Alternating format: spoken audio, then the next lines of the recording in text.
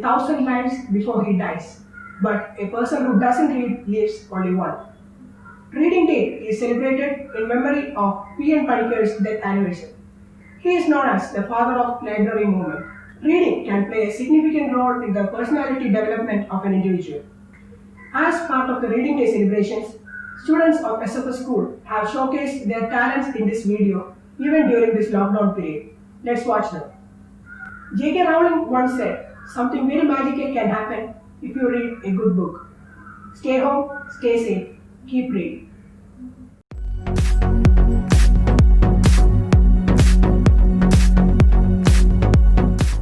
വളരട്ടെ വായന, തുറക്കട്ടെ മനം. സത്യത്തിൽ നിന്ന് അസത്യത്തിലേക്ക്, ധർമ്മത്തിൽ നിന്ന് അധർമ്മത്തിലേക്ക്, ന്യായത്തിൽ നിന്ന് അന്യായത്തിലേക്ക്, പ്രകാശത്തിൽ നിന്ന് അന്ധകാരത്തിലേക്ക് നടനമാടിക്കൊണ്ടിരിക്കുന്ന ഒരു സമൂഹത്തിലാണ് നാം ജീവിക്കുന്നത്. ബഹുമാനിയായ പ്രധാനാധ്യാപിക, പ്രിയപ്പെട്ട അധ്യാപകരെ, സഹ മത്സരാർത്ഥികളെ, എൻ്റെ ഏറ്റവും പ്രിയങ്കരായ സുഹൃത്തുക്കളെ, ജൂൺ 19 വായനാ ദിനമായി നാം ആചരിക്കുന്നു. N പണിക്കരുടെ ചരമദിനമാണ് നാം വായനാ ദിനമായി ആചരിക്കുന്നത്. വായിക്കുക, ചിന്തിച്ച് വിവേകം നേടുക എന്ന ആപ്തവാക്യമുയർത്തിയ മലയാളത്തിൻ്റെ ഏറ്റവും പ്രിയങ്കരനായ വ്യക്തിത്വമാണ് N പണിക്കർ. വായന എന്ന മഹത്തായ ലോകത്തിന്റെ വാതിൽ നമുക്കായി തുറന്നിട്ട അദ്ദേഹത്തിന്റെ ചരമദിനം വായനാ ദിനമായി ആചരിക്കാൻ കഴിയുന്നതിൽ നാം ഏറ്റവും അഭിമാനം കൊള്ളേണ്ടതാണ്.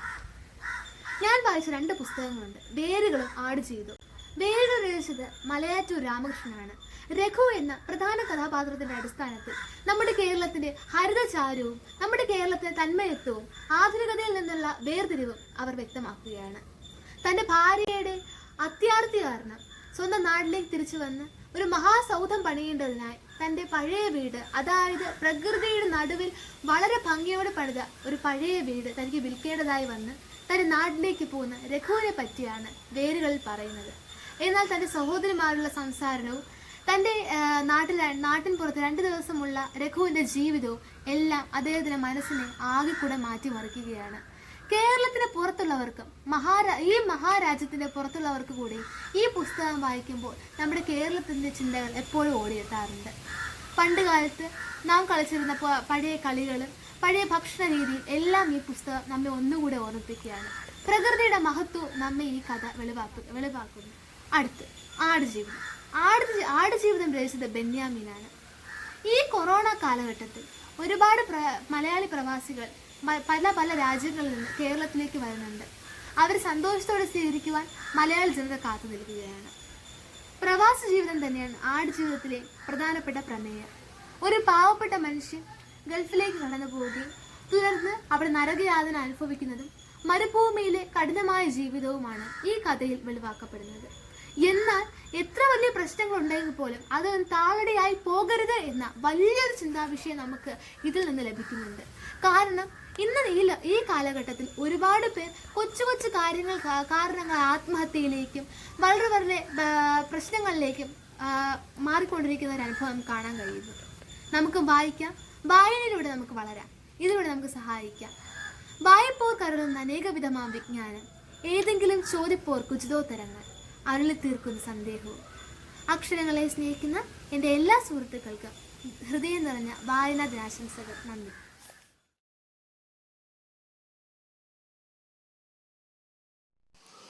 Good morning to all. I do believe something very magical can happen when you read a good book. These are the famous words by the well-known writer J.K. Rowling. I do stand with these words. Reading books takes us to another world. In fact, I am a traveler who explores the different colors of life and yet more to go. Future belongs to the curious, the one who are not afraid to try it, explore it, poke at it, question it, and turn it inside out.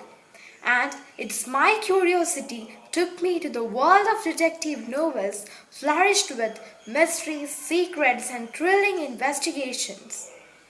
So now, coming up with my experience with Sherlock Holmes through the books Adventures of Sherlock Holmes and Return of Sherlock Holmes. It has been since a century since the first Sherlock Holmes story was published by the renowned writer Sir Arthur Conan Doyle. And yet, no other detective series could take this its place. Sherlock Holmes has not just a fictional character. Instead, he was a true protagonist of intrigue which people all around tried to decipher. To the greatest mind, nothing is little. This is such an inspirational quote which I got from Sherlock Holmes. Following through the series of Sherlock Holmes, I got the books Adventures of Sherlock Holmes and Return of Sherlock Holmes. Coming up to Adventures of Sherlock Holmes. It was a book full of thrill. It contains 12 investigations. Dr. John Watson, his trusted companion, was the narrator of the story. By reading each and every word, the curiosity increases that what happens next. This allows me a lot of mystery while reading. And next, Return of Sherlock Holmes. After faking his own death, Sherlock Holmes again come up with another cases after so many years. Dr. John Watson again joined him as his aide and biographer. And I was so thrilled to hear that a person faking his own death. And it was a book of 13 stories. So I would like to say that if a book is well written, I find it too short to read. And there is no other happiness than reading a favorite book. According to me, if there is some mysteries in the book, I will be like the top of the world, which I felt while reading Sherlock Holmes. That's all about my wonderful experience of reading my favorite book. Thank you.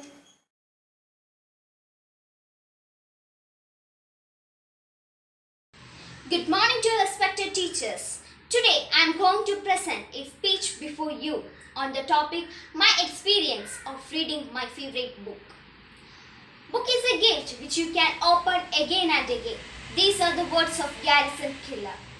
Books play a significant role in our life. When you open a new book, you open a new world. Books are the best friends who will never walk away from you. My favorite book is Harry Potter series. It consists of 7 books, but I have only read the first series, Harry Potter Philosopher's Stone. It was written by the British author J.K. Rowling. This book chronicles mainly about the lives of the young wizard Harry Potter and his friends. Voldemort, a cruel wizard, had killed his parents and he is also trying to kill Harry also. This book really tells about how Harry survives from the Voldemort and how he destroys the Voldemort. Harry is a 10-year-old boy who is an orphan and lives with his uncaring aunt and uncle. One day, he receives a letter and before he opens the letter, his uncle takes away. And the letter for Harry arrives every day, but he can't open because his uncle takes away. On his 11th birthday, Hagrid came to call Harry and said that he is a wizard and wants to study in the Hogwarts school. With a joyful mind, with Hagrid, Harry went to Hogwarts school. There he met his 2 friends, Ron and Hermione. They were the good friends. Once, they find a trap room in the Hogwarts school.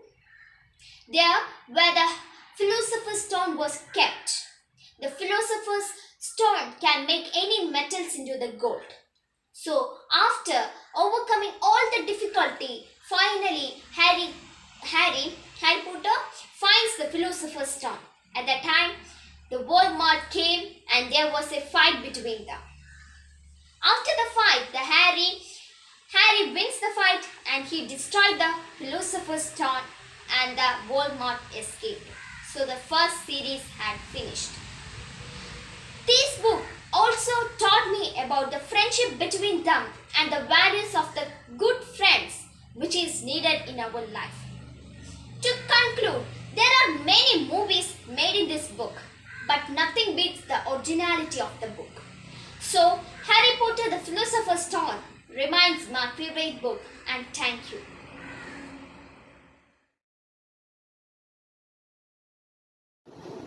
Good morning to all. Today, I am before you to share my experience on reading my favorite book. Reading is one of the best habits that a person can acquire. In this lockdown period, many of us may have attained the habit of reading. Reading takes us to another world, a world of enjoyment, happiness, tragedy, etc. Among the books that I have read, I am really inspired by the book written by Sir Arthur Conan Doyle. Do you know which is it? It's Sherlock Holmes. Sherlock Holmes is a crime investigation novel. Everyone, either children or elders, equally love it. I love it too. Speaking about the author, Sir Arthur Conan Doyle was originally a doctor who was born in 1859. He became famous and was recognized by all by writing Sherlock Holmes. There was an incident that reveals a love that the readers gave to Holmes. That is, when Arthur was trying to write a story in which Sherlock Holmes would be killed, the people protested. There are more than 60 novels featuring Sherlock Holmes and also many TV series, graphic novels, dramas, and novels too. Among the series that I have read, I love a series very much about which I am going to talk. In the beginning of that series, Arthur introduces a man who is anonymous working as a doctor in England. He has got some problems personally and professionally. He meets a companion who introduces Sherlock Holmes to him. Then he meets Sherlock Holmes and discusses his problems and also introduces the doubtful suspects and their features to Sherlock Holmes. Sherlock Holmes is an enthusiastic man who notices each and every aspect of a person he meets. He also notices the smallest of these things. Then he goes on solving the problems and also the cases of the man. The experience that I got on reading this book was very vivid. No other book can give such an experience. The first read of Sherlock Holmes is very exciting and thrilling one, making it a compelling page turner. When I first took this book, I had the tendency to read it more and more. But the thrill and adventure of the movie doesn't get lost. Before reading this book, I thought that Sherlock Holmes was a man who lived in our world, but was surprised to know that he was a man who grew beyond the author and beyond the book. Oh, what a story! Yes, after reading this book, I became more observative and started to deduce things just as Sherlock Holmes. I think that I got the habit of critical and analytical thinking after that. Last but not the least, I would say that reading is the best exercise to mind. It helps us to grow personally, emotionally, mentally, and psychologically. It gives us more opportunities to learn more things and also explore more ideas. See, books are our greatest investment. Once, the great essayist Francis Bacon once said, "Some books have to be tasted, others to be swallowed, and a few others to be digested." This depends on our selectivity of books. If you have not yet started the habit of reading, please don't delay it. Because the best time to do that is this and from today itself. Thank you and have a nice day. Good morning to all. Today I am here to share a story. Money can't buy everything. Tom was a 10-year-old boy. He was the only son of his parents. His father was a very busy businessman who could not spend time with his son. He generally came home after Tom slept and was off to office before Tom woke up in the morning. Poor Tom had a yearning for his father's attention. He longed to go outdoors with his father and to play in the garden just like his friends did. However, one day, Tom was stunned to see his father at home in the evening. "Dad, it's a very big surprise to see you at home," Tom said happily. "Yes, my dear son, my meeting was cancelled, so I am at home. But soon after a couple of hours I have to take a flight," his father replied. "When will you be back?" Tom asked. "Tomorrow afternoon," his father replied. Tom was in deep thought for a while. After some time he asked, "Dad, how much did you earn in a year?" Tom's father was bewildered at that question. He said, "It's a huge amount. You are not able to understand it." "Okay, Dad. Can I ask one more question?" "Yes, dear." "Dad, how much did you earn in a day or even half a day?" Tom asked curiously. Tom, why are you asking this question again and again? Tom's father was puzzled, but Tom was adamant. Dad, can you please say how much did you earn in an hour? Tom's father bowed out and said, "It will be around $1.25 per hour." At once, Tom ran to his room upstairs and came down with his piggy bank that contains his savings. "Dad, I have $1.50 in my piggy bank. Can you please spare just 2 hours for me? I have to go to the beach and have dinner with you tomorrow evening. Can you please mark this on your schedule?" Tom's father was speechless and had tears in his eyes. The moral of the story is, the greatest gift a parent can give his child is time. Thank you.